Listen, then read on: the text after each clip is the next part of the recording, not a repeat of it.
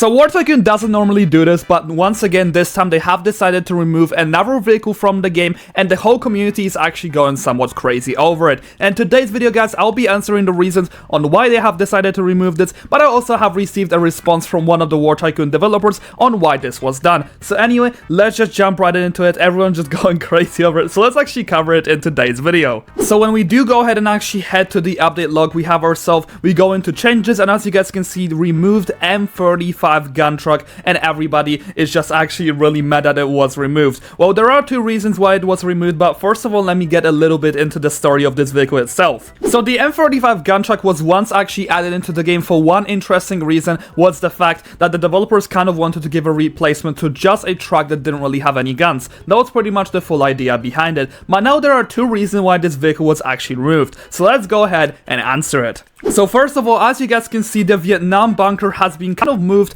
and it doesn't really have any type of area in which it could actually spawn a vehicle. For example, the area where we used to spawn the gun truck was around here, but now this area is gone, and then very close here we have ourselves the place where we do go ahead and spawn the tanks. Well, first of all, there isn't really enough space to actually make a spawner system, because it would get in the way here, but it will also get in the way over here. So this is the first answer why it was definitely removed. But now people might be wondering, why wasn't it just moved into the garage? Well, I do have an answer for this, because one of the awesome War Tycoon developers decided to let me know. So here is how the conversation actually went down. I have decided to ask Koi, why did the M35 gun truck get removed, and will it ever be back in the garage? And the answer to this was quite simple. We made the decision to cut down on the amount of vehicle spawners, and the M35 wasn't being used as much according to our analytics. So we decided to cut it to help keep overall game memory low. We might bring it back in the future. And that is pretty much the whole response that we have received on why it was removed. I totally understand this, because the overall amount of spawners that they do have in the game